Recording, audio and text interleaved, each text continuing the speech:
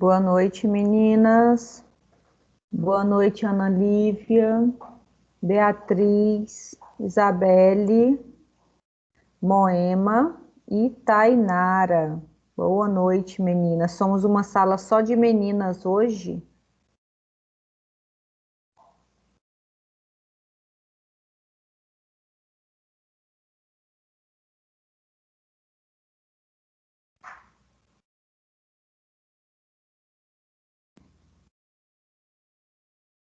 Vou esperar só mais uns minutinhos, porque parece que o pessoal estava com problema no áudio, ou problema no portal, tá? Daqui 2 minutinhos a gente começa.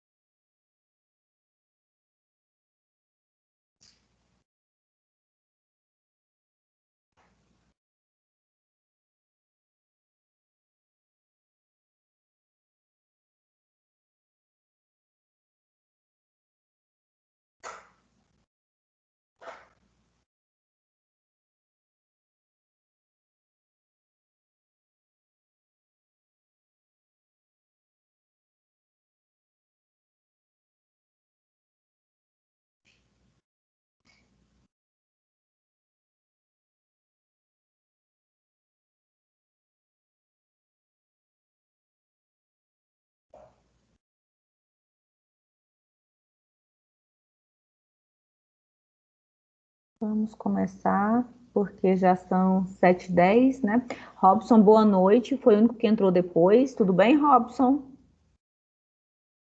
Boa noite. Me ouvem bem? Sim, Beleza, então vamos começar então os nossos trabalhos. vejo bem também. Veja bem, vê meu DNA lá atrás, aula de DNA requer uma imagem de DNA. Muito bom, muito bom. Hoje a professora, a coordenadora, acabou de colocar aqui no grupo aqui que o AVA está com problema hoje. Foi, Ninguém ela vai me falou, essa, ela pediu o link, aí eu já enviei para ela, enviei para você, enviei para ela. Então, assim, por isso que eu até esperei até agora, até 19h11, né, para a gente começar, porque tem um pessoal que capaz que não está conseguindo, né? Hoje é um dia delicado, alguma estabilidade aí. Não sei, eu, como professora, entro normal, mas os alunos não estão conseguindo acessar. Então, vamos devagar, né? Devagar e com paciência.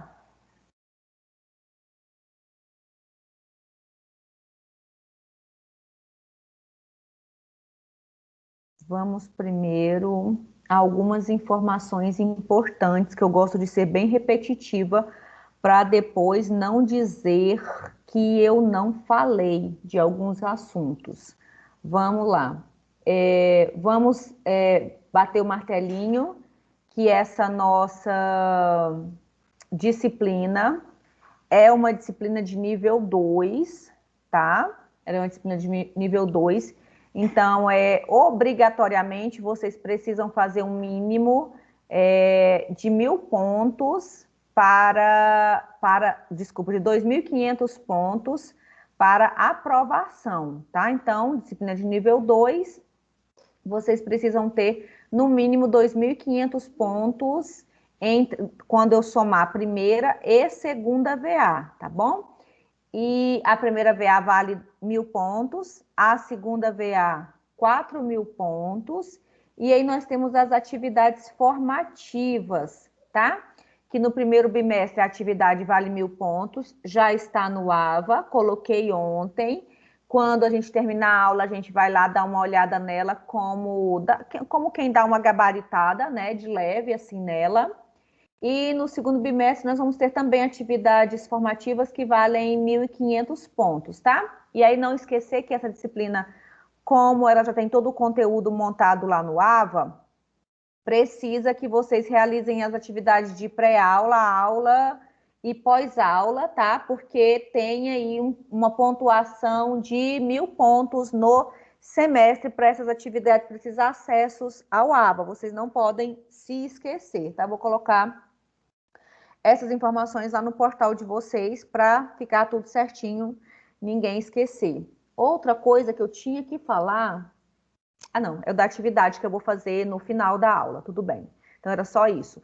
Hoje, nós vamos trabalhar o teste, de repente, o teste mais nobre que eu tenho dentro das análises clínicas. Nem é dentro da disciplina de biologia molecular, é dentro das análises clínicas num geral. O que eu tenho de mais nobre se chama PCR, tá? Que é reação em cadeia da polimerase, tá? É o exame que eu tenho de mais nobre, é o padrão ouro para muita coisa, é o gold standard para muita coisa. Então, o PCR é o que eu tenho de mais nobre. E assim como ele é bem nobre, muito nobre, quando eu falo nobre, é uma coisa assim que é o ponto, o melhor do melhor, tá? Não se faz em qualquer lugar. Nós vamos encontrar a PCR, né? Porque é a técnica de PCR, não é o PCR, é a PCR em laboratórios especializados. Todo e qualquer laboratório de biotecnologia, de biologia molecular, trabalha com um tipo de PCR. Tem vários tipos, né? Tem algumas diferenças entre os tipos de PCR, não, as diferenças às vezes até discreta, mas existem vários tipos de PCR. Nós vamos aprender o tradicional, tá? Mas sempre os laboratórios de biologia molecular, biotecnologia, vão ser obrigados a trabalhar com um tipo de PCR, porque é a base, é a mãe, vamos colocar assim, é a mãe de todas as técnicas de biologia molecular. É a PCR, reação em cadeia da polimerase. Não confundir PCR, reação em cadeia da polimerase, com PCR, proteína C reativa, que nós trabalhamos ela lá na imunologia, tá? São duas PCRs diferentes. Uma é proteína C reativa, que é um teste sorológico, em nada tem a ver com a gente aqui nesse momento, e a PCR, que é uma técnica de biologia molecular. Enquanto essa PCR proteína C ela é simplesinha, bobinha, a PCR é o que eu tenho de mais moderno dentro do laboratório de biotecnologia, dentro do laboratório de biologia molecular, tá bom? Então, o que vem a ser a bonita da PCR? A top de linha da PCR. É um teste que a gente vai conseguir amplificar, e aqui na biologia molecular, amplificar é multiplicar, fazer várias vezes, tá? Então, eu vou fazer a amplificação de um segmento específico de DNA, né? Pode ser de dentro de um genoma, pode ser um gene ou uma parte dele, pode ser regiões variáveis, pode ser uma série de possibilidades, desde que eu esteja tentando copiar, fazer várias cópias de partes do DNA, tá certo? Então, eu vou fazer isso dentro do laboratório. E algumas literaturas ainda falam que a PCR, ela trabalha como uma copiadora, só que molecular. Só que para que ela consiga copiar, eu tenho uma série de etapas para que no final ela me entregue essa cópia, tá certo? Da amostra que eu dei para ela. Ela não vai fazer imediato. são testes que a gente considera delicados e, por isso, demorados. Não temos pressa para trabalhar a PCR. Nós temos que entregar um resultado definitivo e de qualidade, tá certo? Então, vamos lá. Eu tenho a ideia de que na PCR eu vou entregar cópias in vitro, porque vão ser feitas no laboratório. Eu vou conseguir copiar o material genético, só que dentro do laboratório. E o que eu vou utilizar? Eu vou utilizar aqueles elementos básicos que são usados lá no processo de replicação dentro do meu corpo. Então, eu tenho uma técnica que simula o que aconteceria no meu corpo, que vai utilizar exatamente o que eu uso no meu corpo, só que de forma laboratorial, para fazer cópias de DNA, tá bom? Então, o que eu uso no meu corpo para duplicar? Nós fizemos isso semana passada, né? Nós duplicamos o nosso material genético. O que eu uso? Eu tenho uma dupla fita de DNA, ela vai ser aberta por uma enzima, pela helicase, não é? Aí, depois que se abre essa fita, nós vamos encaixar ali um primer de iniciação, né? Sempre no sentido, a duplicação sempre vai começar no sentido de 5 linhas para 3 linhas, né? Nós já definimos isso também, que é a posição do carbono na molécula de açúcar. E aí nós colocamos o primer, e depois do primer eu venho aí com a adição de nucleotídeos pela DNA polimerase, que vai fazer o polímero. Pois é, a grosso modo, é exatamente isso que vai acontecer numa técnica de PCR.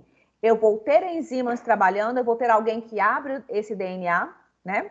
Eu vou ter alguém que coloca o primer de iniciação, vou ter a DNA polimerase, tá? E depois nós vamos ter um momento de fechar esse material que foi construído. E isso vai acontecer várias vezes, né? Nós vamos ter vários momentos isso acontecendo, até que eu obtenha a quantidade necessária de material genético que possa ser, então, utilizado, tá certo? Então, o objetivo inicial da invenção da PCR, resolver 2 problemas que a gente tinha. Um, de especificidade, porque como é que eu vou duplicar um material genético, uma parte específica, sem saber o que eu estou fazendo? Outro, se eu duplico, eu preciso de uma quantidade boa para que eu possa estudar. Então, a PCR veio justamente para isso, para resolver esses 2 probleminhas básicos que a gente tinha na hora de fazer algum tipo de diagnóstico, tá bom? Então, qual que é o objetivo principal, qual que é o foco da PCR? Produzir uma quantidade apreciável, né, de um segmento específico do DNA, a partir de uma quantidade mínima. Então, veja bem, a minha técnica de DNA não vai pegar toda a minha informação genética, aqueles 2 metros de DNA que eu tenho dentro de uma célula, e vai amplificar todo ele. Não é isso. Nós vamos pegar as partes específicas que se deseja duplicar e vamos fazer essa duplicação, tá? Então, eu preciso saber a parte que eu quero duplicar para que então eu consiga fazer isso. É por isso que eu estou falando de especificidade. Quando eu coloco um primer na minha reação, o primer vai encaixar justamente na parte que eu queria. O primer vai ser desenhado, vai ser montado para encaixar unicamente onde eu preciso, tá? A chance dele encaixar aleatoriamente em outras partes existe, mas a gente não vai pensar nesses pormenores agora. Vamos para o básico, depois um dia vocês pensam na problemática de não acontecer como a gente estudou, tá bom? Então, o objetivo da PCR é produzir uma quantidade boa, né, de um segmento, de uma parte específica do DNA, a partir de um moldezinho que eu vou dar para ele. Eu vou dar um molde para a técnica e vou falar, eu quero que seja produzido mais disso aqui, tá certo? Então, eu quero que produza mais cópias desse pedacinho de DNA, tá bom? Então, a técnica de PCR, né, reação em cadeia da polimerase, ela rendeu para Carey Mills, né, ó, bonitão, o prêmio Nobel, né, de Química em 1993. Tamanho foi o invento que ele fez, tá? Então, a primeira pessoa que trabalhou com a técnica de PCR, ó, slide da USP, tá, meninos? Ó, a gente não fica atrás, não. A primeira pessoa que trabalhou com PCR foi um cientista, né, um químico, que ganhou, inclusive, só que não ganhou no mesmo tempo. A gente começou a trabalhar com PCR em 83, 84 e o prêmio Nobel veio em 93, tá bom? Então, como é que ele definia aí a técnica de PCR? Tinha a ver, e tem a ver, ainda é assim, um ciclo térmico in vitro, porque nós vamos fazer isso aqui dentro do laboratório, tá? Um ciclo térmico de síntese in vitro de DNA feito pela DNA polimerase, que inclusive aqui na técnica nós vamos chamá-la de TAC polimerase. TAC polimerase. Tem a ver com o nome científico de onde foi produzida essa enzima, tá? Agora eu falo para vocês que a técnica de DNA, então, ela permite a amplificação de um fragmento de DNA específico. Então, eu resolvi o meu problema de especificidade quando eu estou buscando alguma coisa. Eu estou buscando uma parte de alguma coisa que é só dela e de mais ninguém. A chance de dar errado é difícil, tá? Necessita, dentre outras coisas, o que a gente chama de primer, iniciador, que é uma sequência de nucleotídeos feita em laboratório, específica para o que você quer pesquisar, para o que você quer iniciar, tá? Na sua pesquisa. A gente chama isso de oligonucleotídeo. Por que o primer é descrito como oligonucleotídeo? Porque é uma sequência pequena de nucleotídeos. Óligo é pequena, né? E nucleotídeos. Então, eu tenho aqui uma sequência de mais ou menos, tá? Mais ou menos, tô afirmando nada não. Mais ou menos 20 pares de bases, que aí vai formar o meu primer inicial, tá? Isso é importante. E ele é específico para o que eu quero buscar. Vamos imaginar para a doença do momento. Estou querendo buscar o DNA, o RNA de um vírus. Então, eu vou fazer um primer daquele vírus, tá? Que cabe só naquele vírus para ser a minha peça inicial na técnica de PCR. Então, isso aqui nós vamos fazer em laboratório, já sabendo do modelo do DNA do vírus, então eu consigo produzir o primer, tá? E aí como eu tenho a dupla fita, não vamos nos esquecer, nós temos um primer que vai iniciar aqui de 5 linhas para 3 linhas, e do outro lado também eu tenho o quê? Um primer, tá? Então, eu vou ter 2 primers para cada reação. Essa reação de da PCR, ela vai acontecer num equipamento que a gente chama de termociclador, tá? Porque ele vai fazer os ciclos de temperatura necessária para acontecer essa amplificação de material genético, tá? Então, é um termociclador, tá certo? Tudo vai acontecer ali dentro desse equipamento, tá bom? Aqui, só falando do mocinho lá que ganhou, o Carey Mills, em 1983 foi a primeira vez que ele descreveu a técnica, né, no sentido de começar a trabalhar com ela. Primeira publicação veio em 85, se publicou a primeira vez sobre PCR, né?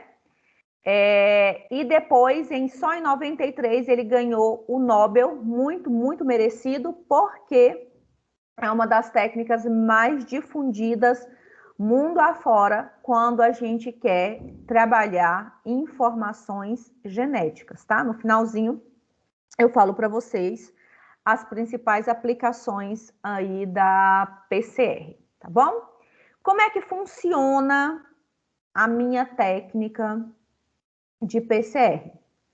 Primeiro, eu preciso que existam primers, que é aquela sequência de nucleotídeos que eu vou chamar de oligonucleotídeos, que são esses aqui, ó, oligonucleotídeos, específicos para cada região do DNA que eu quero amplificar. Imagine que na minha fita original aqui é um C, aqui é um G, aqui é um T, aqui é um A, né? Tem 5, deixa eu colocar mais uma, outro A. Então aqui embaixo o meu primer tem que ser formado por um T, por outro T, por um A, por um C e por um G. Isso é especificidade. Só vai servir ali. Aqui eu coloquei 5 letrinhas, mas a gente tem aí uma ideia de pelo menos 20 pares de base para formar. Só um minuto. Vou caixinha de lápis. 20 pares de bases para formar um primer. Aí eu tenho um primer para cada parte da fita. Lembrando que a minha DNA polimerase, ela sempre vai construir a nova fita de 5 linhas para 3 linhas. Então, aqui embaixo, aqui em cima é a parte 5 linhas e aqui é a 3. Só que como ela começa de 5 linhas e quem vai montar é a de baixo, a de cima já está montada, ela vem aqui, ó, montando a minha fita para essa direção, tá? E daqui 3 linhas, mas como eu vou começar aqui em cima 5 linhas, que é o inverso, eu vou nessa direção. Então, primeiro vão se encaixar os primers, aí vocês lembram que eu falei que a DNA polimerase, ela não vai conseguir fazer a polimerização sem o primer. Então, eu estou simulando o que está acontecendo no meu organismo, só que agora eu estou fazendo aqui em um equipamento, tá? Aí depois que eu coloquei, consegui encaixar esse primer aqui, a enzima, né, DNA polimerase, vem colocando, encaixando, né? Lembra que a função dela é pegar os nucleotídeos do meio e encaixando. Então, eu venho aqui com a DNA polimerase e ela vem colocando os nucleotídeos aqui, ó, juntando os nucleotídeos aqui para formar essa segunda fita. Embaixo, a mesma coisa. A pergunta que não quer calar. De onde veio esses nucleotídeos, professora? Porque você não está dentro do corpo, você não está dentro da célula onde está. Eu estou produzindo nucleotídeos o tempo todo. Não, eu não estou. Eu estou dentro do laboratório, trabalhando em um tubo de Eppendorf desse tamanico aqui, e dentro dessa reação, uma outra coisa que nós temos que colocar são os nucleotídeos, né? Nós vamos colocar um monte de A, um monte de T, um monte de C e um monte de G lá dentro, para minha DNA polimerase conseguir montar. Então, tudo isso feito em laboratório para que a gente conseguisse montar as fitas, as cópias das fitas que a gente precisa, tá? Então, nós vamos trabalhar assim, ó, dá uma olhada aqui. Isso aqui é um tubinho simulando a ideia de um tubo de Eppendorf. Não é do tamanho de um tubo de ensaio, ele cabe entre 0,2 e 0,5 microlitros, quer dizer, de 200 a 500 microlitros que cabe, meio ml, é o que cabe dentro dos tubinhos que a gente trabalha na biologia molecular, para vocês terem noção da delicadeza da coisa, tá? Então, o que a gente vai começar a reação como? Ó, colocando dentro do meu tubinho, o que vai ter lá? Eu vou ter os primers, né? Formados a partir de nucleotídeos, eu vou chamar de oligonucleotídeos porque é uma sequência curta.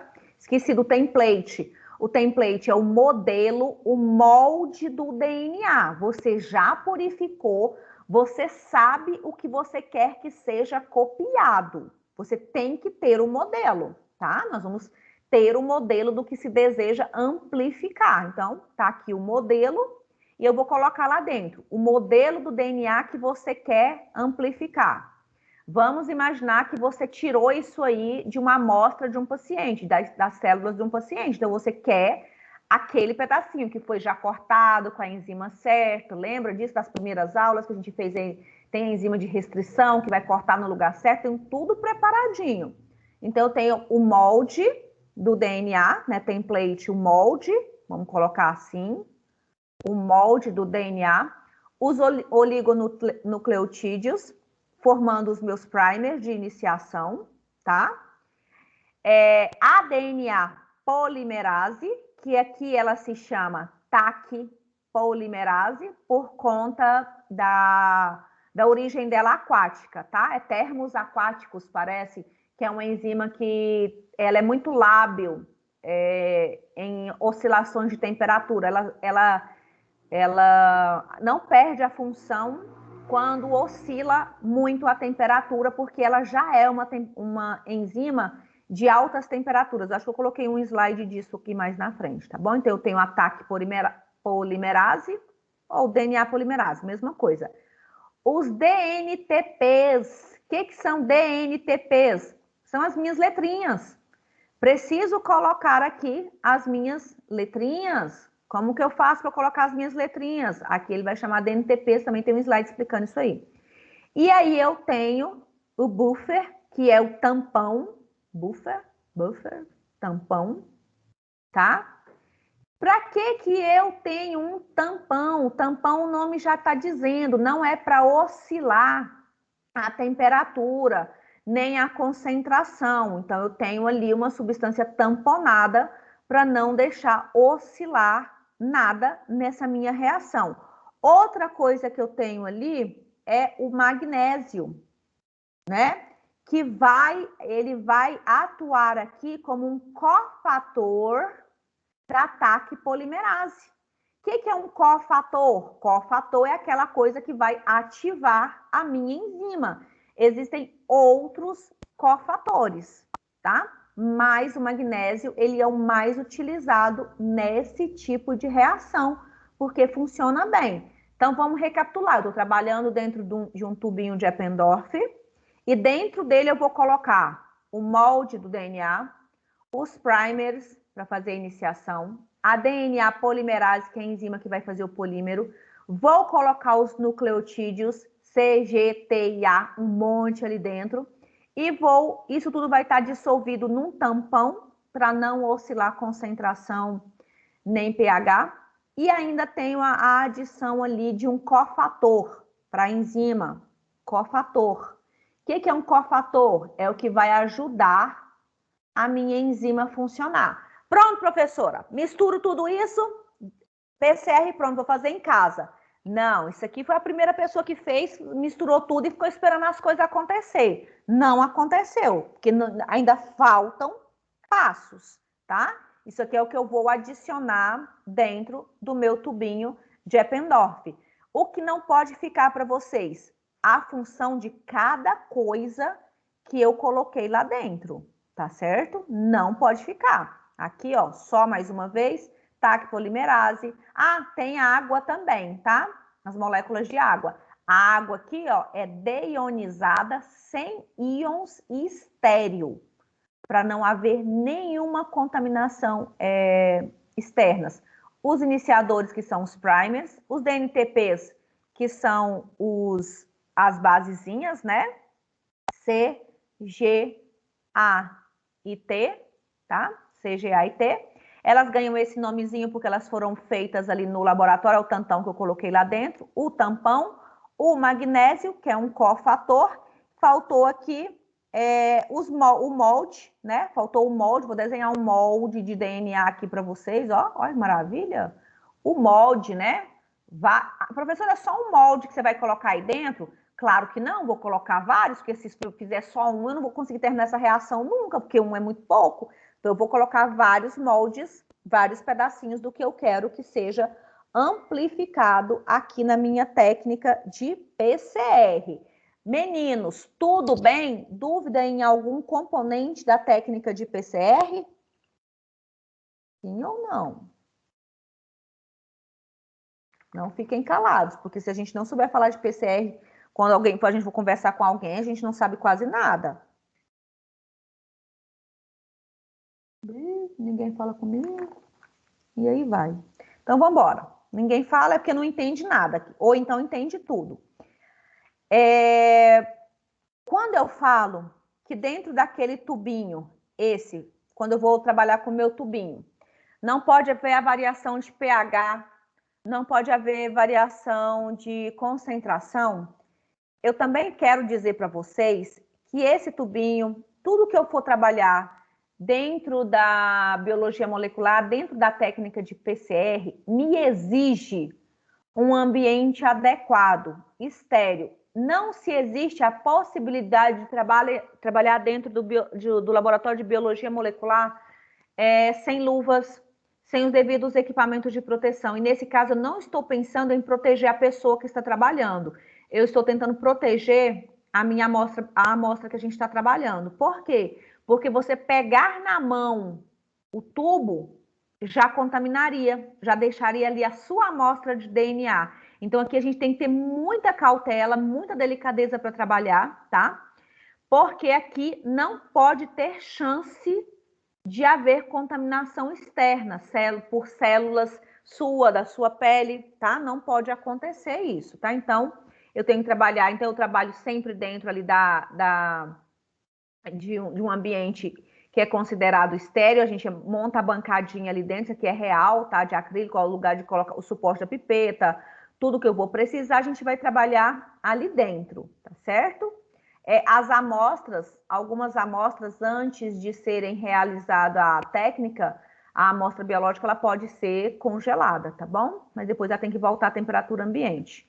Então, ó, só para lembrar o que tem lá dentro da minha reação, meus tubinhos de Eppendorf, tenho água, tenho tampão, tenho DNA molde, tenho os iniciadores, que são os primers, tenho os nucleotídeos, tenho magnésio e eu tenho a TAC polimerase, que é a DNA polimerase.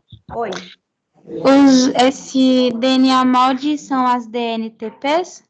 Não, as DNTPs são os nucleotídeos, tá? Ó, nucleotídeos. Ah, tá. O DNA molde é aquele que você quer copiar para poder a gente analisar. Porque vamos imaginar que você só tem uma cópia, um pouquinho de nada de cópia de um DNA. Para que eu consiga analisá-lo, eu preciso de quantidade. Então, eu vou ter que colocar ali um DNA molde, para que ele, então, seja amplificado. Tá certo? Tá certo? Certo, entendi. Tudo bem, então vamos embora. Então, tá todo mundo dentro desse tubinho de Eppendorf aqui, ó. Quando eu falo para vocês desse tamanho, vocês não duvidam de mim. Ele é pitico assim, ele cabe no máximo meio ml. É com isso que a gente está trabalhando, tá? Aí eu tenho aqui o tubinho de Eppendorf, esse moço aqui, ó, tampadinho, tubinho de Eppendorf. E esse aqui, ó, que eu vou colocar a seta em cima dele, foi o primeiro termociclador que a gente tem na história, tá? Esse aqui, gente, era assim, porque durante os ciclos eu vou ter um momento que aumenta a temperatura, aumenta a temperatura aqui, diminui um pouco a temperatura aqui, sobe a temperatura aqui de novo. E o que esse equipamento fazia, esse termociclador? A gente ia passando de cuba em cuba aqui, ó. Quando eu preciso da temperatura mais alta, eu colocava aqui, depois eu colocava para cá, depois eu colocava para cá. Desse jeito. Depois, quando ela ficou mais moderna, ela tinha um braço mecânico que conseguia passar a minha reação de uma cuba para outra. Era uma coisa muito arcaica, mas ainda assim era moderna, tá? Mas não é isso que a gente usa mais hoje, não. Hoje a gente tem termocicladores extremamente modernos, tá? Digitais. Não precisa trocar nada de cuba quando precisar mudar a temperatura. O próprio equipamento ele vai aquecer e vai resfriar de acordo com a sua necessidade, de acordo com a sua programação. Então, nós temos termocicladores para N amostras, para quantas amostras você for trabalhar, e ele consegue fazer a temperatura que você quiser. O termociclador, ele vai fazer essa parte para a gente, que eu vou contar para vocês que para separar esse DNA, para amplificar esse DNA, eu preciso dar a molécula choques de temperatura. Então, quem vai fazer isso é o meu aparelhinho, o termociclador. Diga-se de passagem, tudo que eu estou falando para vocês aqui, vem um manualzinho em inglês, não tem nenhum em português, tá? Na melhor das hipóteses, ele vem em chinês, russo, mas em português não tem não, tá? Não tem nada disso aqui, nada disso aqui é português, porque nós estamos trabalhando com técnicas de ponta e equipamento de ponta, tá bom? Então, vamos lá. O desenho do primer. Professora, eu entendi, tem que colocar um negócio ali para a enzima começar a agir. Pois é, mas só tem como desenhar o primer se você conhecer toda a informação genética do que você vai buscar. Veja bem, eu quero descobrir se fulano é o pai de fulaninho. Então, quer dizer que o DNA humano ele já foi todo, né? Todo desenhado, tá tudo certinho. Então, eu vou escolher uma parte do DNA do bebê, que tem que ser metade da mãe e metade do pai. Nós vamos tirar um pedacinho ali e vamos montar a técnica para ele. Então, nós vamos montar um primer específico para aquela situação, né? E vamos montar um primer para uma parte da fita e um primer para outra parte da fita, tá certo? Então, aquele primer, ele é comprado, nós compramos isso, nós não fazemos, nós compramos isso com esse objetivo, tá certo? Então, eu sei que no gene fulano de tal, ele começa assim, tem que terminar assim. Então, a gente sabe o que tem que ser montado de acordo com o que se vai pesquisar, tá bom? Então, eu preciso, esses primers são desenhados em laboratório, porque a DNA polimerase, ela não vai conseguir montar os polímeros se ela não tiver um primer de iniciação. Obviamente que esse primer, ele deve flanquear, ele deve iniciar a cópia da minha sequência de DNA de interesse, tá certo? Então, eu preciso conhecer o desenho do DNA para que eu consiga construir o primer. Eu, Rosângela, compro o primer pronto e vou trabalhar no laboratório, de boa, porque tem empresas que trabalham com a construção desses primers, tá bom? E aí, lembrando que dependendo do primer, ele pode carregar modificações genéticas, enfim, mas não é o que nos diz respeito, nos diz respeito no momento, tá bom? Lembrando que os primers podem ser desenhados a partir de uma sequência da informação genética de uma proteína, né? Que a gente vai chamar de primer degenerado, quando a gente pega aí a informação da proteína. Mas tá aí, tudo bem, eu só quero que vocês guardem a ideia de primer, que são uma sequência de pares de base pequena, porque vão ter aí uma média, mais ou menos, tá? Pode ter um pouquinho a mais, um pouquinho a menos, mais ou menos uma sequência de 20 pares de nucleotídeos, dos As com T, A com T, A com T e tal, lá na frente. E também tem uma regra, que eu acho que eu não coloquei aqui, mas existe uma regra de montagem de primer. Se você quer desenhar um primer, né, montar um primer, se você quer trabalhar nessa linha, reza uma lenda que é importante que se tenha mais concentrações de citosina e de guanina no seu desenho de primer, porque parece que é mais fácil de encontrar a região a ser acoplada, tá? Isso aí é invento de quem teve a ideia, de quem desenvolveu os primers, eles vêm trabalhando essa ideia no decorrer do tempo, tá bom? Como eu não monto o primer, eu não sei dizer. A gente só trabalha com primer pronto, tá? A gente, no caso, não é eu, né, minha gente? Estamos longe de trabalhar com biotecnologia. Como é que vai acontecer a reação em si? Já sei, já entendi direitinho o que tem dentro do tubinho que a professora chamou de Eppendorf, que eu também agora só vou falar de Eppendorf, vou tomar água, vou beber no tubo de Eppendorf, vou comer no tubo de Eppendorf, que é chique. O que vai acontecer? Nós vamos ter três momentos importantes na sequência aí da técnica de PCR. Eu tenho 3 momentos importantes, tá? O primeiro momento é a desnaturação do DNA, que vai acontecer a mais ou menos 94 ou 95 graus Celsius, tá bom? Desnaturação, então eu coloquei tudo dentro daquele tubinho. Dei agora um vapo de temperatura, elevei a temperatura demais. Vamos pensar, tudo que vocês têm de base de estruturas moleculares, quando eu dou temperatura para uma proteína, ela faz o quê? Desnatura. Ela quebra, ela abre. Então, nesse primeiro momento, eu vou desnaturar a minha molécula de DNA. Então, veja bem.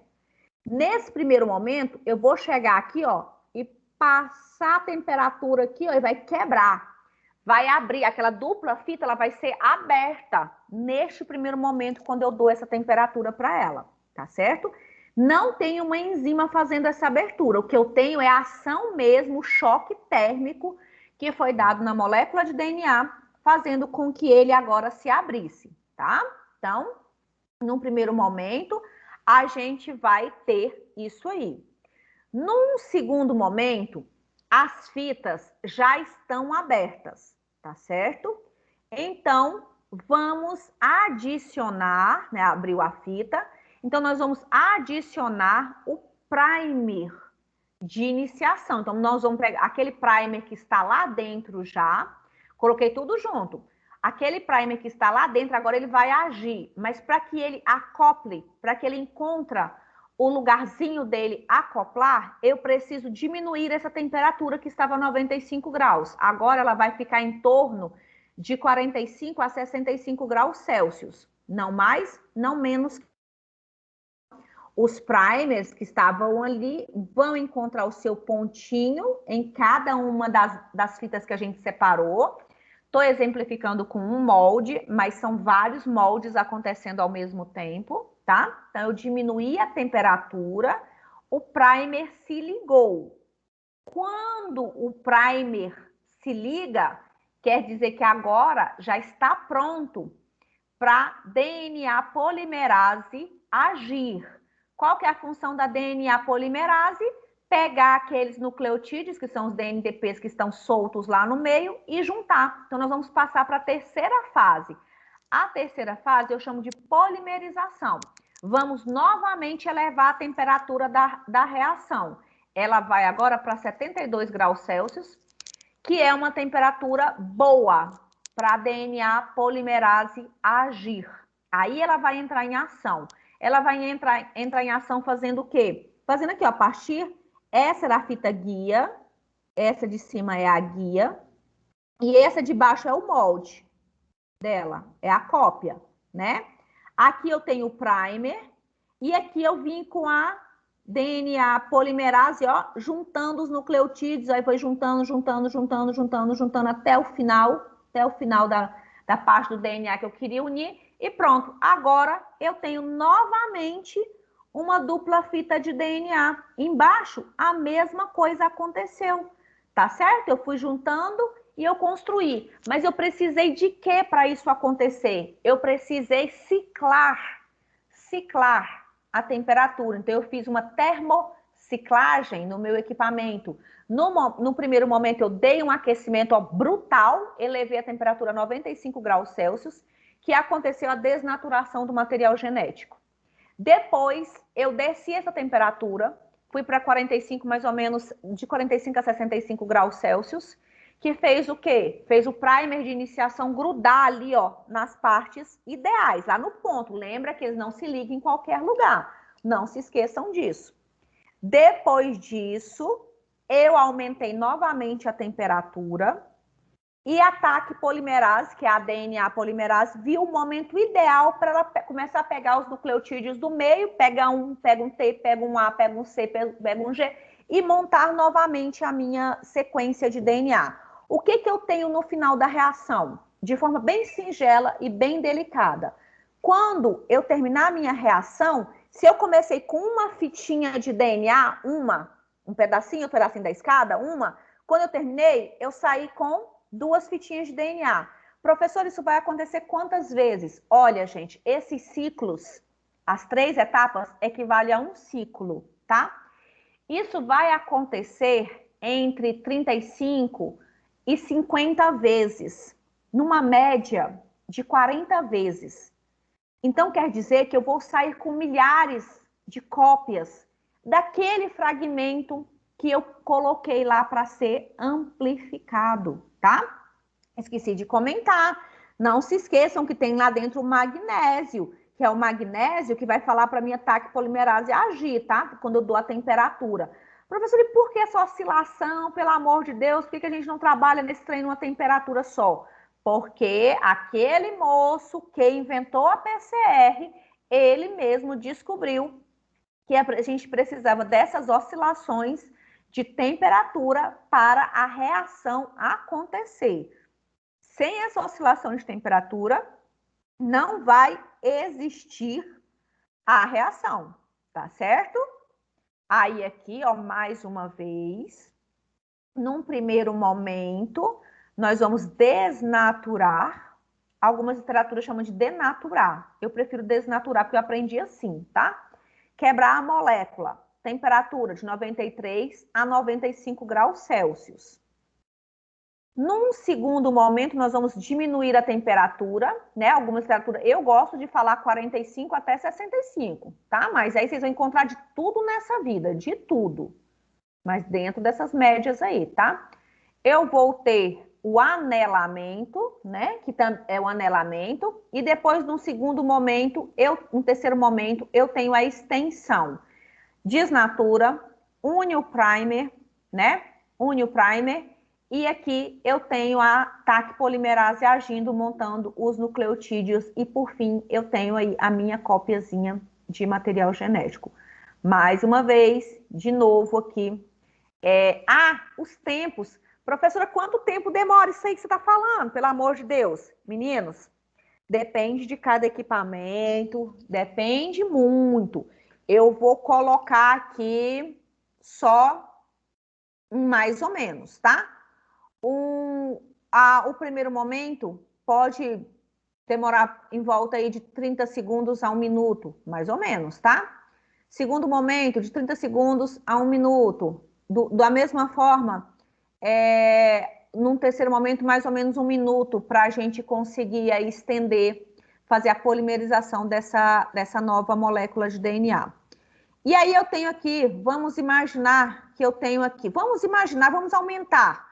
Vamos imaginar que para cada ciclo eu gaste 5 minutos. Imaginando, tá? Vamos imaginar que para cada ciclo eu gaste 5 minutos. E se eu decidir fazer 40 ciclos, aí vocês vão ver aí quanto que eu vou gastar de tempo só nesse primeiro momento. Ah, professor, então eu vou poder entregar esse resultado no mesmo dia. Errado. Errado, isso aqui é só uma ideia por cima, porque ninguém entrega a PCR de um dia para o outro, porque isso aqui nós só estamos amplificando esse material genético. Ninguém parou para pensar que não é só amplificar. Depois de amplificar, você vai fazer o quê com aquele monte de baba dentro do tubinho de Eppendorf? Você conta para mim? O que você vai fazer com aquele monte de trem? Tem que ler, tem que interpretar. Então, isso aqui é só o primeiro momento. Eu estou saindo de um pedacinho de DNA que eu precisava mais do que aquilo que eu tenho para eu conseguir fazer diagnóstico, tá certo? Então, mais uma vez, o que eu tenho dentro do tubinho? Primers, DNTPs, o tampão, cloreto de magnésio, TAC DNA polimerase, né? Que é a enzima termoestável. Nós vamos fazer todas aquelas sequências depois. Aqui, ó, trocando em bem assim, bem menos difícil, mais fácil de se explicar, bem mais fácil. Eu tenho a minha sequência de DNA, essa daqui que eu quero amplificar, tá bom? Num primeiro momento, a gente vai quebrar ela, tá? Vamos quebrar essa sequência, vamos quebrar a dupla fita, a dupla hélice, e vamos deixar 2 fitas separadas. Quando eu conseguir separar, eu vou colocar aqui, ó, em ação, o meu primer para uma parte da fita e um primer para outra parte da fita. Lembrando que uma vai andar nesse sentido e a outra vai ser construída nesse sentido, depende da posição. Todas vão começar a construção de 5 linhas para 3 linhas, tá certo?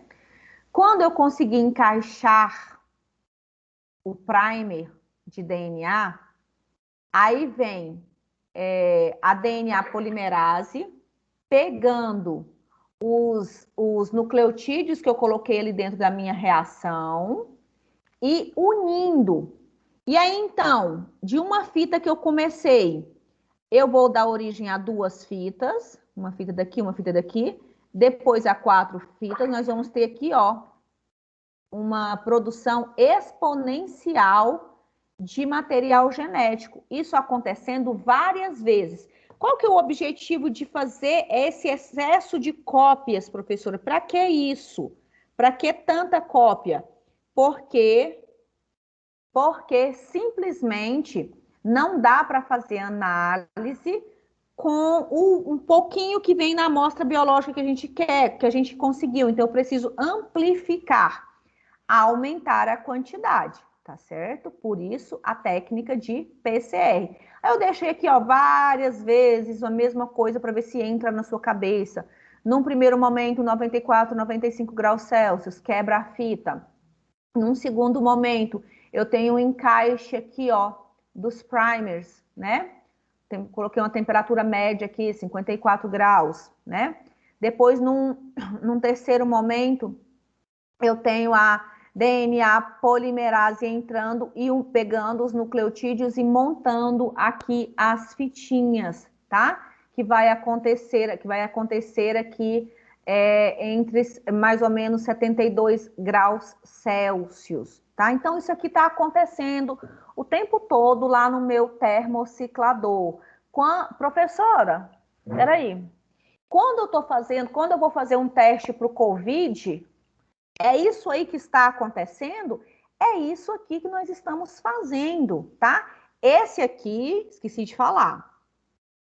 Essa sequência aqui é a PCR modelo tradicional, tá? Porque a que está na moda agora, que está todo mundo falando, é a RT-PCR, que é PCR em tempo real. Que a diferença, acontece tudo desse jeitinho aí, mas nós temos um componente diferente só para a RT-PCR, que é a PCR em tempo real, que eu vou falar agorinha, tá bom? Então, mas a base é essa. Se você aprende a base da PCR, você não erra mais. Você pode sair da faculdade sem fazer uma PCR, você pode viver uma vida inteira e não fazer uma PCR, mas você tem obrigação de saber falar de PCR, pelo amor de Deus, tá? Professora, aqui, oi. No caso, essa que você fala tradicional é pelo antígeno. Não estamos falando de antígeno aqui, estamos falando de material genético mesmo, DNA mesmo. Aqui nessa disciplina a gente trabalha só DNA. Você piscou, nós estamos falando de DNA. Aqui, antígeno nós vamos deixar só para sexta-feira, tá bom? Aqui é DNA mesmo, tá? Todas as técnicas que envolver PCR está trabalhando com material genético, com DNA. E em outros casos... É porque eu vi um teste sobre PCR pelo antígeno, teste de Covid. Eu acho que quando fala de antígeno ou anticorpo, são os testes sorológicos. E depois nós vamos trabalhar eles. Mas nós vamos trabalhar esses lá na sexta, porque não entra aqui. Aqui nós vamos ficar só com o RT-PCR, tá bom? Aqui só mostrando para vocês, tá? Primeiro ciclo, segundo ciclo, terceiro ciclo. Olha o tantão de amostras que eu vou ter depois, ó. Tudo igualzinho à primeira, tudo cópia da primeira amostra. Ó, catei esse pedacinho de slide lá da USP, só para provar que a gente é tudo igual. O que diferencia a gente é o tanto que nós estudamos, tá? O resto é tudo igual. Ó, USP. Dá moral para mim. Cola em mim que é sucesso, tá? Em relação à PCR quantitativa, porque quando a gente faz PCR, para alguns casos a gente faz ela qualitativa, que é para saber se tem ou se não tem, por exemplo, um determinado gene, né? E quantitativa eu quero saber se tem e quanto eu tenho. Então, obviamente que quando eu falo de uma PCR quantitativa, eu estou falando, né, de quanto tem. E aí eu vou aproveitar esse momento e falar para vocês do RT-PCR. RT-PCR, que é a PCR em tempo real, tá? RT-PCR é PCR em tempo real. Vamos voltar aqui rapidão. Só para não deixar morrer a história. Eu tenho aqui, ó, dentro do meu... Cadê o meu tubinho de Eppendorf? Aquele desenho? Aqui. Eu tenho aqui dentro do meu tubinho de Eppendorf tudo o que eu preciso para a minha PCR acontecer. O magnésio, a taquipolimerase, a água, os primers, os DNTPs, que são os nucleotídeos, né? E eu tenho a cópia do DNA, o molde, o template. Beleza, então isso aqui é o meu DNA tradicional, tá certo? Tradicional. Ele acontece desse jeito. Depois que eu terminar essa multiplicação de DNA, eu preciso ainda usar aquela outra técnica de eletroforese que a gente fez na outra aula para fazer a leitura e interpretação. Então, aqui eu estou só multiplicando, ainda vou complementar com uma segunda técnica para fazer quantificação e leitura. Tudo aqui é uma sequência longa de acontecimentos. Quando eu falo de RT-PCR, a diferença dele... Pensa que eu fiz um PCR em tempo real, eu falei, Kikos, demorou quanto tempo? Mesmo tempo do outro. A diferença é que eu vou adicionar aqui, dentro desse tubinho, um amplificador de sinal. Sabe o que é um amplificador de sinal? Uma coisa que quando eu colocar lá dentro, ele vai começar a mostrar para mim que o que eu estou buscando tem ou não tem, tá? E geralmente esse amplificador de sinal, ele tem nele um fluorocromo, tá? Fluorocromo, uma molécula que emite luz. Então, por que chama em tempo real se é a mesma coisa, pessoal? Só colocou esse tal desse fluorocromo aí? Porque eu vou fazendo e consigo observar se o sinal está aumentando. Vamos pensar assim. Eu tenho uma luzinha acesa naquele primeiro molde de DNA que eu coloquei lá. E eu vou querer detectar a presença do coronavírus. Então, eu peguei lá um pedacinho do coronavírus, um molde dele, e eu quero amplificar. Eu quero saber se no meu organismo peguei um molde comprado, que eu já sei que faz parte do DNA do vírus, e aí eu vou pegar agora o sangue do meu paciente, uma amostra de oronasofaringe do meu paciente, e eu quero saber se lá também tem o material genético do vírus. Então, vamos lá. A ideia é saber se a pessoa tem.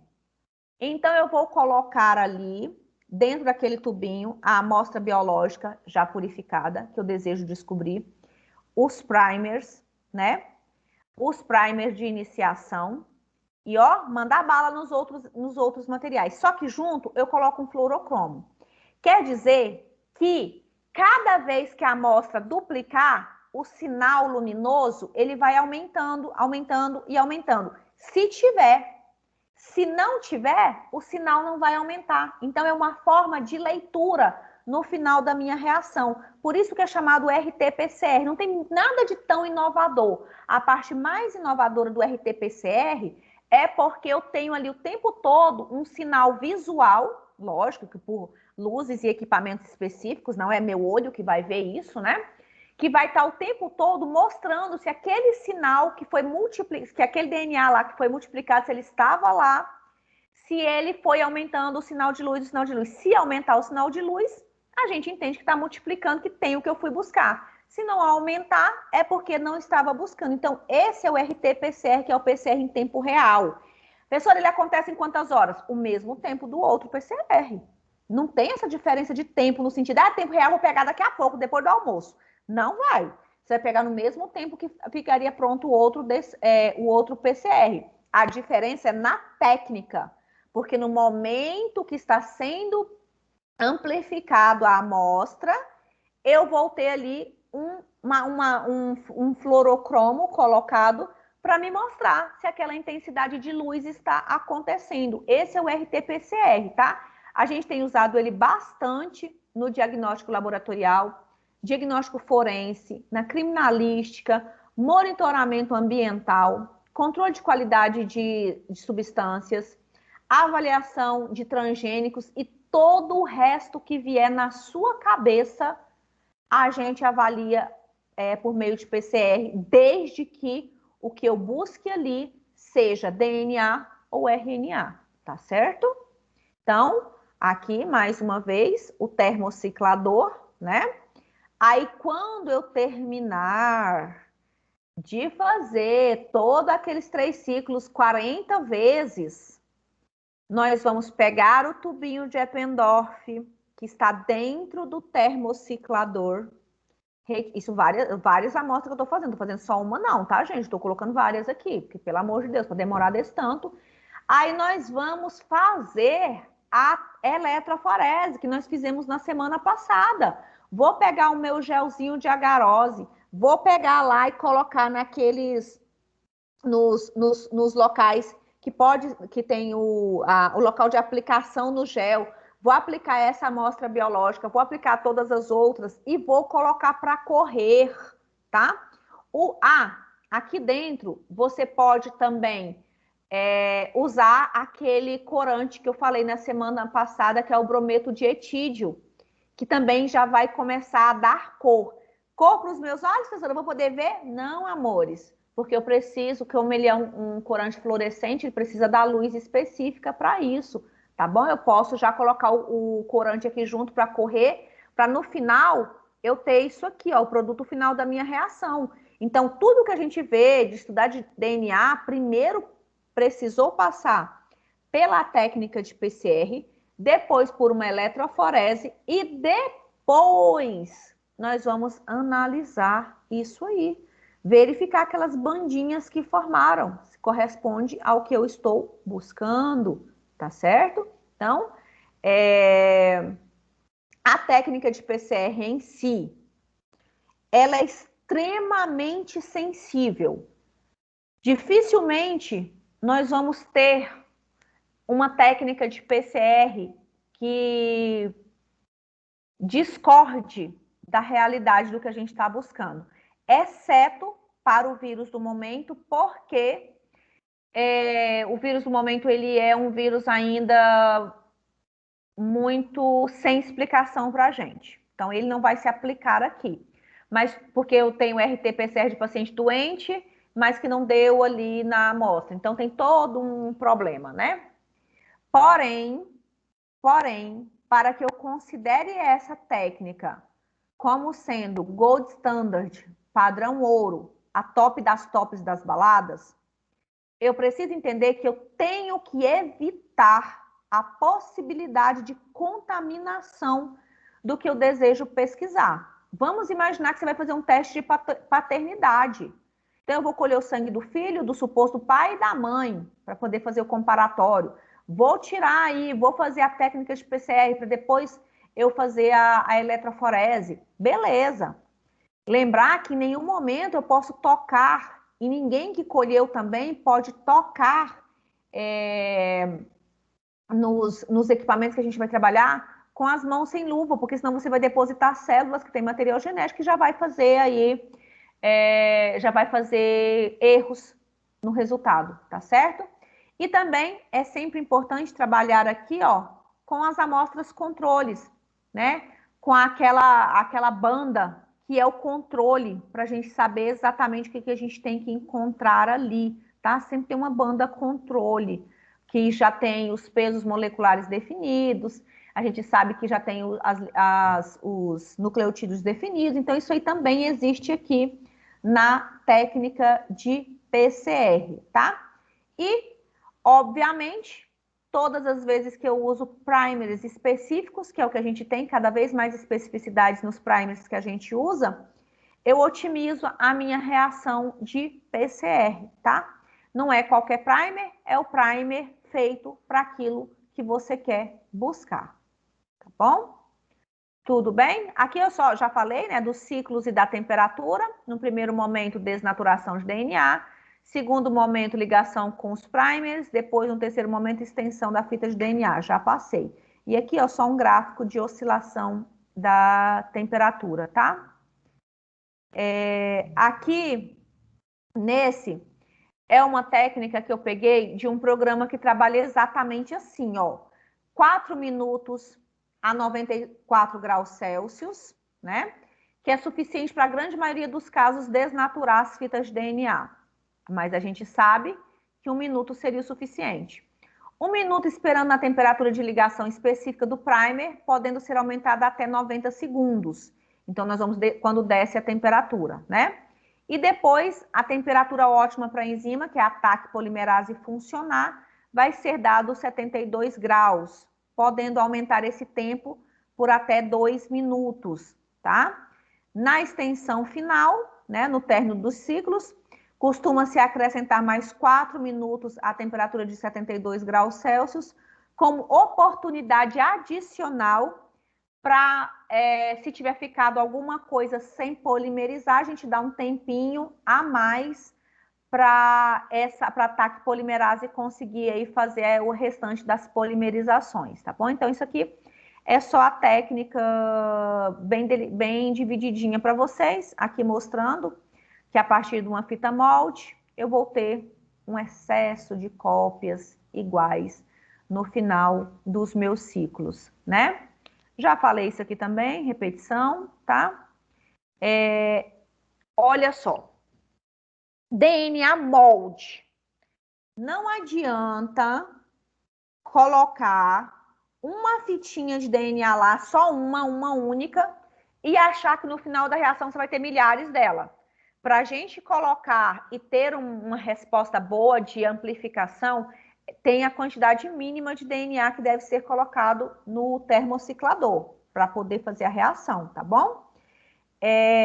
Aí, obviamente, o tempo de separação vai depender muito da complexidade, porque a gente trabalha muito com a ideia de que eu estou separando o DNA humano, mas poderia ser de bactérias, de vírus, de fungos, de parasitos, tá? Outra coisa, quanto mais puro tiver a amostra que você deseja amplificar, melhor. O que você quer dizer com puro, professor? Eu não vou pegar uma amostra de sangue e colocar aí? Não, primeiro nós vamos pegar a amostra de sangue, extrair dela, separar dela o material genético, o DNA, então eu vou precisar lisar as células, retirar o material genético, depois eu vou ter que purificar esse material genético, tudo isso em laboratório, tá? Para que só depois eu possa utilizar. Então, eu tenho reagentes, eu tenho etapas de separação de DNA da célula. Então, eu não vou colocar o sangue dentro do meu termociclador, dentro do meu tubinho de Eppendorf. Eu já vou colocar dentro dele o meu DNA separadinho, bonitinho, tá certo? Então, eu preciso ter essa noção. Aí eu tenho, obviamente, substâncias que vão degradar esse DNA, tenho inibidores que impedem a função das minhas enzimas, da minha reação, eu tenho aí produtos contaminantes que podem ser amplificados sem que eu queira que isso aconteça, isso é um gasto gigantesco dentro do laboratório, tá bom? Os primers, sempre nós vamos utilizar primers específicos, porque eu preciso. Aí você vai e fala assim, nossa, naquela montanha de DNA, como que eu vou encontrar o primer específico? É por isso que tudo que a gente vai estudar já foi sequenciado. Então, eu vou montar um primer a partir da partezinha do DNA que você deseja estudar. Lembrando que o primer é uma sequência de pares de bases, né? Mais ou menos aí 20 pares de base, mais ou menos. E a gente vai dar o nome de oligonucleotídeos porque é uma sequência pequena, né, de pares de base, não é uma sequência muito grande, que são os iniciadores, tá? Aí tem aqui, ó, que a quantidade de pares de bases pode variar entre 15 a 30, eu sempre falo que a média são 20 pares de base. E uma coisa que eu falei, mas não tinha encontrado escrito ainda, ó, é que é legal que a quantidade de citosina e de guanina perfaça pelo menos 45 a 55% dos nucleotídeos que a gente vai utilizar, tá bom? Então, isso aqui é importante. Quem pesquisou viu que é mais interessante com essa quantidade. Então, a parte do DNA que você quer estudar, ela precisa ser uma sequência onde eu tenho uma concentração muito boa de citosina e de guanina, tá?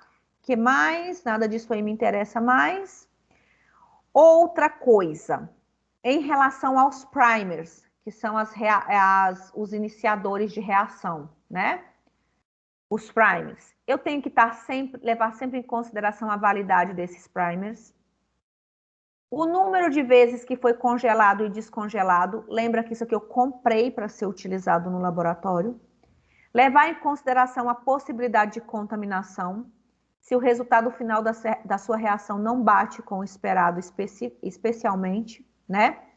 Se a gente utilizar pouco primer, eu vou ter pouca amplificação, porque vou ter pouca enzima DNA polimerase trabalhando aí, porque eu só não dei primer para ela começar, pouco ela vai trabalhar.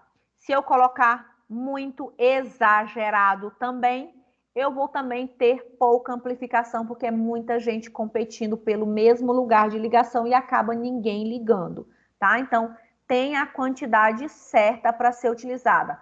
Como que eu vou saber? A gente tem um guia, uma bula, que ensina para a gente como devemos proceder em determinada técnica, tá?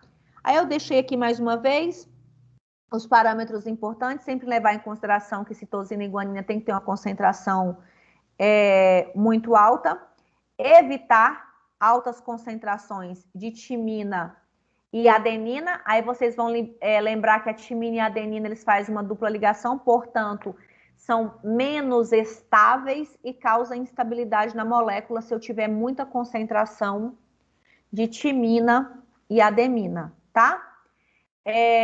Os malpareamentos, né? A gente tem que tentar evitar, para isso eu vou colocar primer específico, né? Que mais? Repetições de nucleotídeos, formação de estruturas secundárias pode acontecer, são os hairpins, né? Mas isso aqui são assuntos para outra história, não é para agora. Esse de baixo também nada a ver com a gente nesse momento, tá? Aí, para não dizer que eu não contei, a DNA polimerase, ela é um derivado de uma enzima aquática, tá? A termos aquáticos. Quem estudou, quem colocou essa enzima não é do meu organismo, não é do seu organismo, tá? Quem estudou essa técnica inicialmente, viu que precisava utilizar uma enzima que tivesse estabilidade em altas temperaturas. Aí a gente vai lembrar que as enzimas do meu corpo, por exemplo, quando ela fica exposta a altas temperaturas, ela vai desnaturar e não vai voltar mais. Então, eu precisava de uma coisa que não perdesse a estabilidade. Então, eles descobriram que uma enzima presente lá nos vulcões, né? Aqueles lugares que tem as águas ferventes lá, a termos aquáticos, ela tinha uma instabilidade, tinha a estabilidade que eles precisavam e conseguia fazer a polimerização. Então, por isso que ela se chama TAC DNA polimerase, porque é termos aquáticos, tá? TAC polimerase. Antes de eu ter ideia de biologia molecular, eu sempre achava que TAC é porque ela ia cortar, porque ela ia unir alguma coisa assim e colocar esse nome. Na verdade, é em homenagem à origem dela, tá? E ela tem uma estabilidade que vai até 117 graus Celsius. Na nossa reação da PCR, a gente não chega nessa temperatura, mas se chegasse, ela ainda assim não perderia a função, ela ainda seria uma enzima ativa para a gente, tá? A TAC DNA polimerase, tá bom? Aqui, só algumas considerações sobre ataque DNA polimerase, tá? Que é uma enzima, a gente já sabe. Para reações longas, ela é considerada uma enzima ideal, tá? Essa TAC polimerase, a gente não vai lá no vulcão buscar, a gente tem ela já feita em laboratório, tá? Bonitinha. E, obviamente, ela chega para a gente numa solução tampão, né? Para não perder a função dela, que esse tampão, obviamente, vai depender aí do fabricante, tá bom? E aí, geralmente, esse tampão, ele é dissolvido em água deionizada e estéril. Para quem não lembra, deionizada é sem íons, tá? Então, é uma água sem íons e estéril, para não interferir na minha reação. Ela pode ser armazenada por bastante tempo, tá? Inclusive aí congelada. Mas aí a gente sabe que quem trabalha com biotecnologia não fica armazenando isso por esse tanto de tempo, né? Os DNTPs, que são os desoxirribonucleotídeos, que na verdade é a adenina, timina, citosina e guanina, só que feitas em laboratório. Elas também vão chegar para a gente, né, compradas, que vem em solução tampão. Sempre que vem numa solução, tudo que vem numa solução tampão, gente, é uma solução tamponada, que não vai oscilar a concentração, não vai oscilar a osmolaridade, não vai oscilar o pH, tá bom? Elas vêm em concentrações iguais, tá? Altas concentrações, quando eu coloco altas concentrações, elas podem interferir na ação dos meus iniciadores, mas isso aí são só detalhes, porque quando a gente vai trabalhar com biotecnologia, a gente já compra tudo isso pronto para o que a gente for fazer, tá bom? Aí eu só queria deixar para vocês que tem algumas substâncias que inibem a ação da TAC polimerase. O fenol, proteinase K, agentes quelantes em excesso, tipo anticoagulante é DTA, ele pode inibir a TAC polimerase. Presença de hemoglobina, né, a proteína do sangue. Uma solução tampão SDS, elevadas concentrações de sal, também pode inibir a minha TAC polimerase. Mas dentro do laboratório, é óbvio que eu não vou deixar isso aí acontecer para não perder a minha reação. Eu estou trabalhando com a ideia aqui de que eu estou gastando muitos reais para fazer uma reação dessa, tá? Muitos mesmo. Na solução tampão, eu tenho aí a presença de íons diversos, como sódio, cloro, potássio, entre outros. O detergente Twin 20, ele é sempre presente em soluções tampões, né? Soluções tamponadas. O Triton X100 também. O Nonidet, às vezes, está presente, né? Tenho aí o que eu chamo de proteína estabilizadora, formando a minha solução tampão, que é o BSA. E tenho também no solução tampão, que eu vou colocar lá dentro do meu tubinho de Eppendorf, né, para tudo reagir na solução tampão, eu tenho substâncias que agem, né, na desnaturação do molde de DNA, que é o DTT, tá? Que faz a quebra das pontes de hidrogênio entre as bases quando eu elevo a temperatura, tá bom? Isso aqui não vai acontecer em temperatura ambiente. Então, eu estou passando para vocês o que compõe cada solução, cada componente que eu coloquei lá dentro do meu tubinho de Eppendorf, tá? Aqui, só falando para vocês na composição do tampão, é importante que o cloreto de potássio, ele não pode ser muito concentrado, porque vai inibir também a atividade das polimerases. Então, o que acontece? Se eu não compro um tampão de boa procedência, de boa qualidade, eu corro o risco de perder a minha reação, de gastar uma fortuna de dinheiro e não chegar no resultado que eu preciso, tá bom? O magnésio, que é um cloreto de magnésio, né? O magnésio, ele vai funcionar como cofator na minha reação. Uma enzima precisa de um cofator para ela ser ativada, então o cofator da TAC DNA polimerase é o magnésio, que eu vou colocar lá dentro, tá bom? EDTA, se tiver presente ali, a gente conhece o EDTA como anticoagulante, tá? Ele vai alterar a concentração do magnésio livre e altera a minha reação. A quantidade de magnésio é variável, mas varia, pode ser de 0,5 a 3 micras de volume, tá bom? Com muito pouco, se eu colocar muito menos do que pede na receita, a minha TAC DNA polimerase não vai trabalhar. Se eu colocar bastante, também vai inibir a minha TAC polimerase. Então, eu tenho que colocar tudo na quantidade certa. Outras substâncias extras que, às vezes, algumas pessoas utilizam ou que precisa na reação, mas não é obrigatório, tá? Glicerol, DMSO, que também é um tampão, tá bom? Isso aí na concentração de 0,1 a 10% da reação ajuda a estabilizar a TAC polimerase, ajuda na desnaturação das fitas de DNA e algumas já vêm adicionados essa solução aqui em cima, tá? E o BSA. Professor, eu preciso realmente aprender todos esses nominhos e tal, blá, blá, blá? Gente, eu tô contando para vocês como é que a magia acontece. Aí vai da percepção de vocês o que é importante aí da técnica, tá bom? Eu tô passando o que é importante. Aí, essa era a técnica. Acho importante mesmo você saber todos os passos. Acho importante saber o que vai na técnica e o que acontece durante a técnica. Acho importante. Os tipos de reação de tipos de PCR. Eu tenho um PCR que a gente chama de multiplex, tá?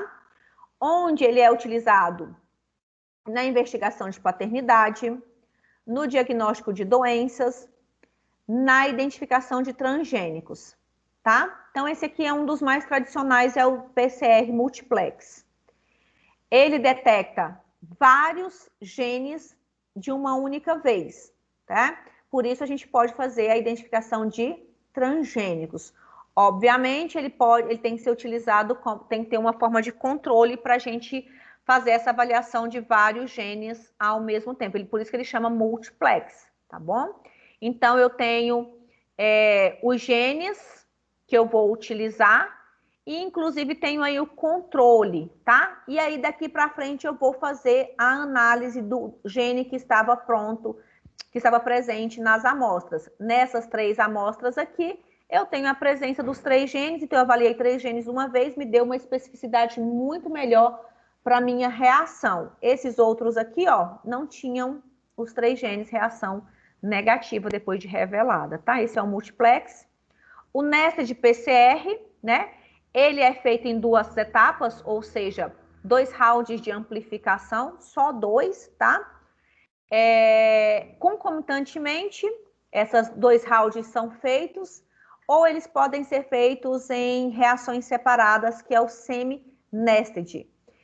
Fala-se que desse modelo aqui, a especificidade e a eficiência da reação é melhor do que o multiplex, tá bom? Aí tem o RT-PCR, que é o da moda, que eu não poderia deixar de falar, que a única coisa que tem diferente nele é o... Cadê? Não tá aqui, estabilizador, determinante, que é o meu amplificador de sinal. Lembra que eu falei do amplificador de sinal? Então, é a única diferença que tem no RT-PCR, que é o PCR em tempo real, que eu vou vendo a reação acontecer e eu vou vendo a intensidade de luz aumentar. Então, isso é o que faz dele PCR em tempo real e não o tempo que ele vai gastar, né? Ele é muito útil na expressão gênica, como no momento que a gente está vivendo, na possibilidade de encontrar ou não a presença do vírus, né, no organismo de um paciente. Então, ele ficou mais famoso agora, tá? Mas a forma dele, a dinâmica dele é a mesma. A dinâmica dele é a mesma do PCR tradicional. A única coisa que eu tenho a mais aí é o meu amplificador de sinal, que é aquele lá que eu falei para vocês, que vai me dar um sinal fluorescente, tá certo? Diante disso, por que eu devo comprar a ideia de utilizar a técnica de PCR? Porque a professora falou que ela é gold standard. 2, porque a professora falou para você que é o que se tem de melhor no mercado. 3, porque você vai estudar mais do que isso e vai entender que é o que a gente tem de top de linha no momento, tá bom?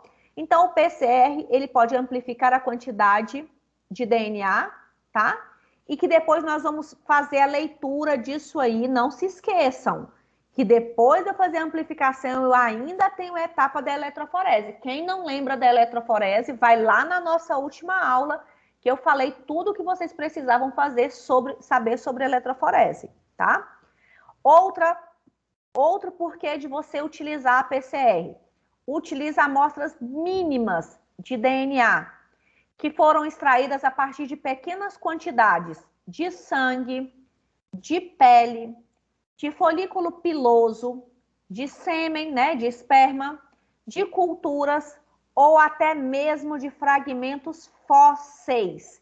No nosso momento, nós estamos extraindo DNA de secreção, da presença de células contaminadas com o vírus. Vem pouco, mas a gente amplifica e aí eu tenho muitas cópias, tá bom? O produto da PCR, ele pode ser digerido com enzimas de restrição. Ele pode ser sequenciado ou ainda pode ser clonado, tá?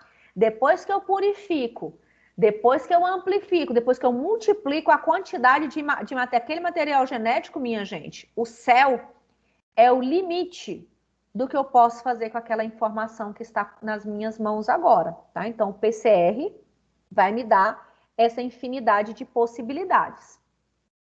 Para que eu uso aí principalmente as técnicas de PCR? Diagnóstico.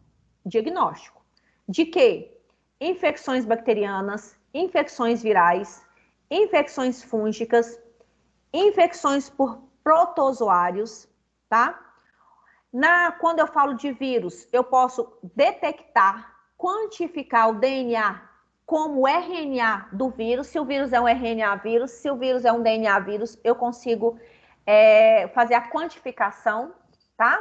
Desse material genético numa célula hospedeira, tá? Consigo ainda fazer diagnóstico de mutações gênicas, como nós vamos amplificar mais uma vez a parte do DNA que eu quero e vamos observar ali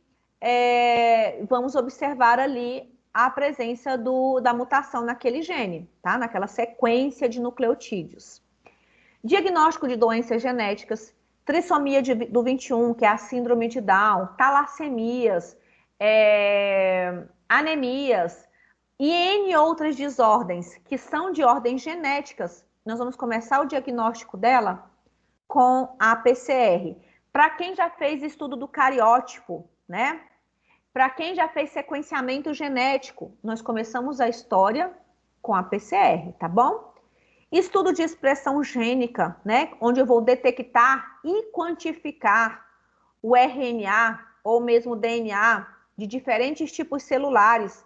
E isso eu posso avaliar ao longo do desenvolvimento da evolução daquele vírus ou daquela bactéria ou daquele parasito que eu estou buscando, tá? Então, onde existir material genético, tanto RNA como DNA, a gente pode estudar utilizando a técnica de PCR. Mais uma vez, sendo muito repetitiva, a técnica de PCR, ela só amplifica o meu material genético. Porque depois que eu amplificar, eu ainda vou precisar de outras técnicas de visualização, por exemplo, a eletroforese, que nós já trabalhamos, tá bom?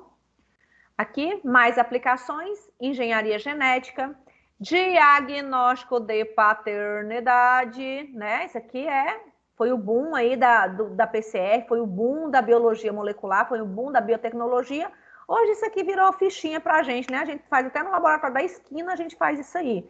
Medicina forense, para a meninada que quer ir para a Polícia Técnico-Científica. Espero que vocês trabalhem com a técnica de PCR, tá? E o sequenciamento aí do DNA humano e de tudo que é estrutura que existir, presença de material genético, a gente pode sequenciar pela PCR, tá bom? O outro tipo de PCR que tem é o Rapid PCR, né? Que é uma PCR com um primer só, né? Que ele vai amplificando qualquer DNA. Esse primer vai ter de 10 a 15 pares de base. As temperaturas aqui de pareamento ou anelamento vai ser menor que 45 graus Celsius. E aí eu tenho um número de bandas diferentes. Ele é um PCR que tem um tempo que eu não ouço falar dele depois do RT-PCR, por isso que eu nem coloquei assim ele lá junto com os outros, porque faz bem tempo que eu não vejo, tá? Aí aqui, deixei aqui, né? Mais aplicações, polimorfismos, mutações, infecções por micro-organismos, bacterianos, virais, parasitários. Isso a gente consegue... uma coisa legal, antes de eu produzir anticorpos, eu vou pesquisar aí a presença do material genético, porque depois que eu produzir anticorpos, eu posso fazer a pesquisa através de anticorpos, tá? Então, é isso. Mais aplicações, deixa eu ver o que eu não falei. Clonagem ou segmento de genes da mesma espécie, de espécies distintas, mutagênese, né, dirigida para estudo de funções de proteínas ou sequências regulatórias, diagnóstico de doença genética, já falei, infecciosa, já falei, identificação de indivíduos, que é o teste de paternidade, já falei, detecção de contaminação por bactérias, vírus ou fungos, importante, quantificar diferenças na expressão de genes, né, feito principalmente no RT-PCR. É isso. Não tem mais a se dizer. O mais a se dizer sobre o que ele pode fazer é só usando na prática, né? Quais são as vantagens aí de utilizar a PCR? Primeiro, a sequência-alvo não precisa ser necessariamente conhecida. Se você já conhecer, a gente amplifica já sabendo. Mas como é que eu vou amplificar uma coisa, professor, que ninguém conhecia antes, como é o caso do vírus? Então, eu vou ter sempre uma primeira vez e eu consigo fazer isso com a sequência, tá certo? Apenas só vai ser iniciada a reação a partir do primer inicial que foi colocado ali, que a gente desenhou ele, que foi feito. A sequência-alvo, ele pode ser muito maior do que os primers, e naturalmente eles são bem maiores que os primers, tá? Os primers não precisam anelar perfeitamente com a sequência-alvo, mas a gente sabe que a grande maioria deles anela, né? Permite a amplificação de um conjunto de sequências similares, e não de uma só sequência. Permite introduzir mutações na sequência-alvo, isso feito em laboratório. Eu não quero pesquisar essa sequência aqui, eu quero que ela seja modificada assim. Então, o pesquisador vai lá e modifica a sequência que ele quer, e ele consegue pesquisar a sequência modificada também. A PCR é altamente específica, e já vou complementando dizendo que ela é altamente sensível. Obviamente, ela vai ser modulada pela temperatura de anelamento, tá bom? Uma única molécula de DNA pode ser amplificada e detectada. Ela pode ser amplificada 1 bilhão de vezes, mais ou menos, tá, gente? Após 30 ciclos desses, de desnaturar, emparelhar e anelar, tá? Então, eu vou partir de uma cópia, isso a grosso modo, e posso amplificar ela 1 bilhão de vezes, tá? Porque é exponencial. Uma vai gerar duas vão ser 4 vão ser 8 vão ser 16, 32, 64, 128 e assim vai. Então, fica fácil eu conseguir essa quantidade de cópias, tá? Inúmeras aplicações tecnológicas, no diagnóstico forense e até em paleontologia, que é o estudo aí dos ossos para saber de quem que é, por exemplo, aquele acidente lá com a barragem lá de Belo Horizonte. Aí, eles estão trabalhando, obviamente, com técnicas de biologia molecular com PCR para quando acha aí partes aí de pessoas, tá? O que agora só estão encontrando ossos, não tem mais pele, não tem mais músculo, o que tem agora é osso para ser encontrado e ainda falta, né? Eu lembrei desse ocorrido porque eu tenho um colega que trabalha lá no foco lá naquele acidente lá. Vantagens, né? O segredo do sucesso do PCR reside na capacidade que ele tem de amplificar uma sequência precisa de DNA, aliada à sua simplicidade. Vocês viram que, apesar de ter demorado um tempão para eu te explicar isso aqui, é uma técnica relativamente fácil. Vocês fazem uma leitura disso aí, vocês conseguem compreender, tá bom? Elevada simplicidade, rigor, nós temos que ser rigorosos ao elaborar a técnica, elevada sensibilidade e elevada especificidade. Eu sou uma grande defensora da PCR, tá?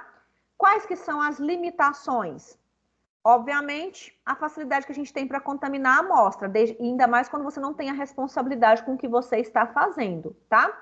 Então, eu contamino a amostra com DNA estranho e, obviamente, eu vou limitar o que eu vou encontrar, vai ser diferente aí do que eu estou buscando, tá? Então, eu vou ter a incorporação errônea de bases, vou ter um exame errado do começo ao fim por contaminação com DNA estranho.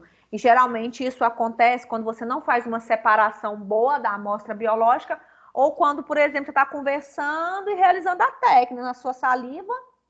Obviamente, se cuspir lá dentro, vai ter material genético seu e não do que você está buscando. Então, acaba interferindo aí no grande potencial dessa técnica. Mas aí vem a ressalva. Todo laboratório que trabalha com PCR não tem estagiário, não tem qualquer pessoa. Tem pessoas ali altamente comprometidas com o resultado final da reação, porque aquilo ali custa dinheiro, custa caro, tá? Eu não sei dizer hoje quanto está custando aí, por exemplo, um teste de paternidade, já foi bem mais caro, não sei quanto ele custa hoje, mas vamos tirar pela média dos exames que a gente está fazendo aí para o Covid, 200, 300, 400, até 500 reais, dependendo do laboratório onde vocês forem fazer. Então, nós estamos trabalhando aqui com uma técnica com um custo bem mais alto do que tudo que a gente vai trabalhar no laboratório, tá bom, meninos? Ainda estão vivos? Perguntem-me, por favor, falem comigo, que hoje vocês estão off total. Tá aqui, professor. Eu já fiz Não, uma mas aula. tá aqui, mas tem que entender. O que você falou, Robson? Eu já fiz uma aula do Covid.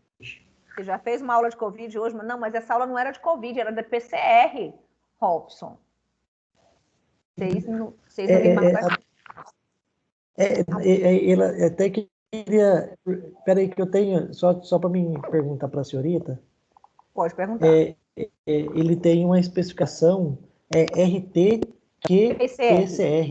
Uhum. RT, aí traço Q. Esse Q significa o quê? Não, eu acho que ele só significa mesmo a sigla dele, porque o RT-PCR é o PCR em tempo real, é a sigla de PCR que foi realizada com aquele amplificador de sinal, só isso. E demora o mesmo tempo do outro, não esquece nunca que quando alguém perguntar para vocês o que é um RT-PCR, não é aquele que é feito rápido. Não existe PCR rápido, não existe. O que existe é uma técnica melhorada, onde eu tenho um amplificador de sinal ali, que à medida que a reação vai acontecendo, a luz vai aumentando a intensidade, tá bom? Só isso, Robson, nada a mais do que isso. Esse é o seu exame, Robson?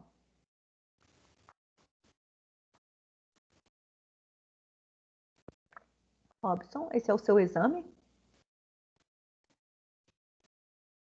Alô, Robson. Robson mudeceu-se. Sumiu-se. Vazou-se. É isso. Mais alguém? Perguntem, gente. Por favor, vocês precisam saber falar de PCR, nem que seja assim o básico, porque é importante um profissional de qualquer área saber falar de PCR. É importante, tá? Enquanto vocês ficam pensando aí na pergunta que vocês vão fazer para mim, eu arrumei meu cabelo hoje para ver vocês nem elogiou, meio diferente hoje, ó. Fiz aqui um penteadinho. Nossa, vocês é horrível, vocês nem elogiam mais ninguém. Deus que me defenda, vou vir agora de pijama para a próxima aula. Pijama mesmo, vai ser o jeito. O que eu vou fazer agora? Ah, sim. Vou abrir o meu AVA, porque eu não estou fazendo nada. Estou à toa, não está tarde, está num horário bom para eu abrir meu AVA, né? Fazendo nada, vou abrir meu AVA. Vocês não estão vendo o meu AVA ainda, mas eu vou mostrar para vocês agorinha. Espera aí. Vou abrir aqui o meu AVA. Vou mostrar aqui para vocês.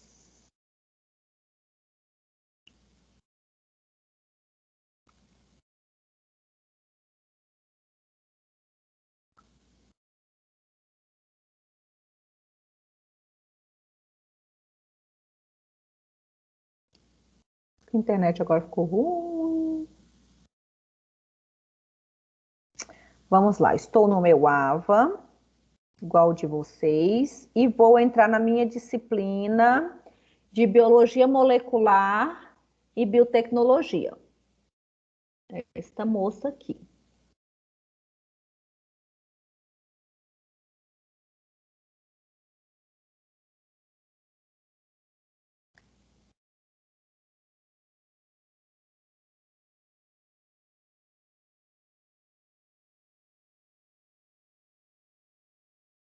No tempo de Deus, né? De tão lento que tá. Então, vamos lá. Na unidade 1, na seção 1.1, vocês vão fazer exatamente isso. Vai estar escrito assim, ó, atividade formativa, na pré-aula, tá? Eu não sei se para vocês ela abre desse jeito, vocês conseguem ver tudo de uma vez, não sei como é que é, mas tá aqui, ó. Unidade 1.1, pré-aula. Primeira atividade formativa, respondam. Pelo amor de Deus, tá escrito isso aí na frente, tá? Respondam pelo amor de Deus. Está disponível desde ontem, dia 9, até o dia 26 de março.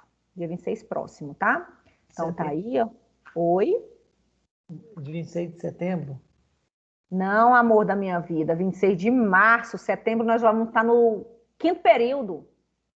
A não ser que você vá repetir a disciplina. Acho legal, não. Não, vocês param com isso? Não gosto desse negócio de reprovação, não. Aí vocês vão entrar lá, vai ter uns robozinhos assim, ó, que parece mesmo biotec... Falta um E bem aqui. Vou corrigir, lá, na minha página. A primeira atividade é formativa de Biologia Molecular e Biotecnologia. Vale 1.000 pontos. Disponível do 9/3 até 26/3. Aí vocês colocam o e-mail para voltar a resposta, né? Nome, CPF, curso e o série e turno. Curso, série e turno, nessa sequência. A primeira pergunta que vocês precisam me ajudar. Sobre a estrutura do DNA. Marque a alternativa incorreta.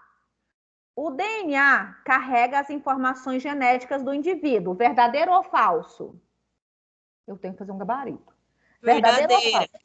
Beleza, não dá para eu escrever ali, porque se eu escrever, eu vou enviar, então eu não posso, tá? Eu não posso escrever nessa página aí agora. Os cromossomas são formados principalmente por DNA, verdadeiro ou falso? Verdadeiro ou falso? E aí? Cromossomos são formados por DNA, verdadeiro ou falso? Eu estou buscando a incorreta. Vou ler a outra para vocês se decidirem. O DNA, assim como o RNA, é formado por nucleotídeos que são constituídos por um fosfato, um açúcar e uma base nitrogenada. Verdadeiro ou falso? Verdadeiro. Verdadeira. Verdadeira. Então, tá A bom. informação também é verdadeira. Verdadeira? Então, vamos à última. Os nucleotídeos que formam o DNA diferenciam-se do RNA por apresentarem uma ribose e uma base timina. E aí?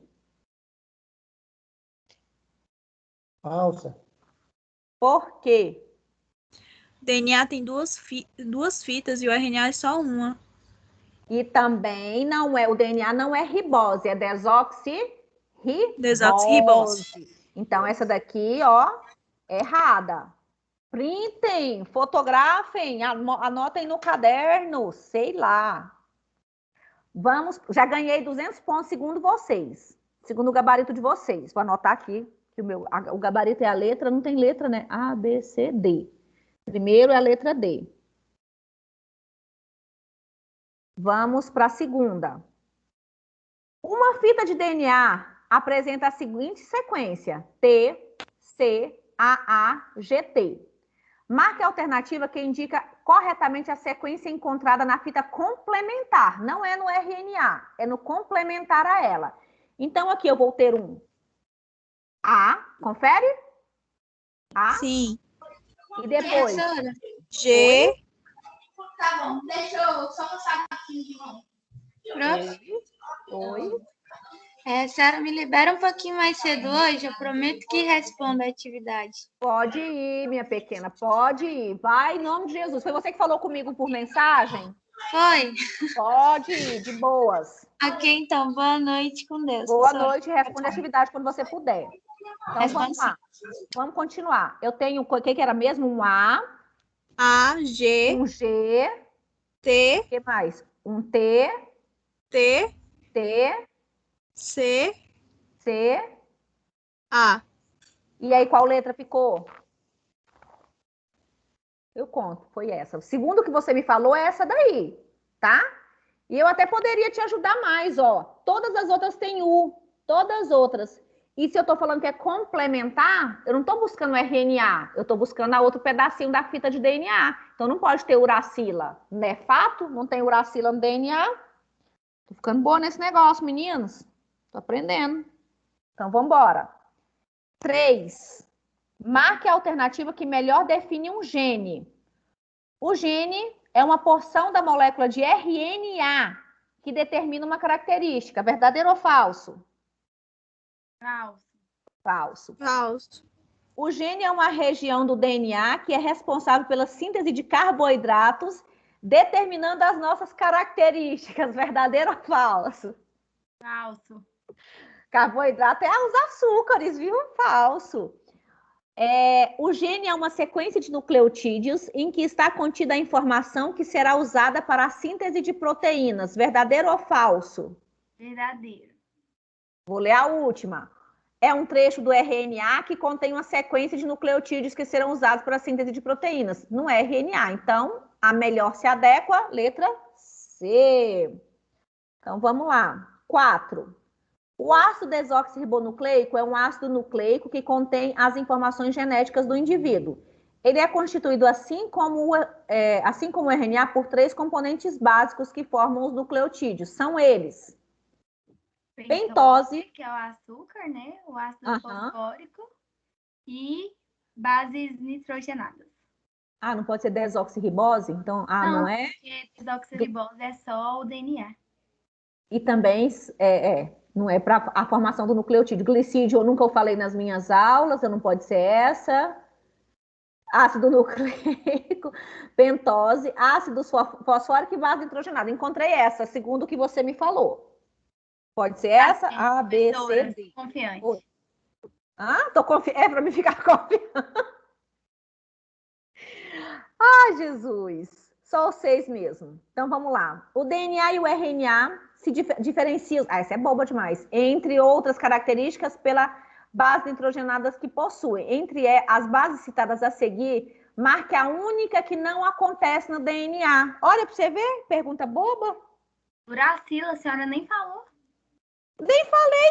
Olha para você ver. Adenina, citosina, guanina, timina e uracila. Aí vocês me falam que é a uracila. A, B, C, D, E.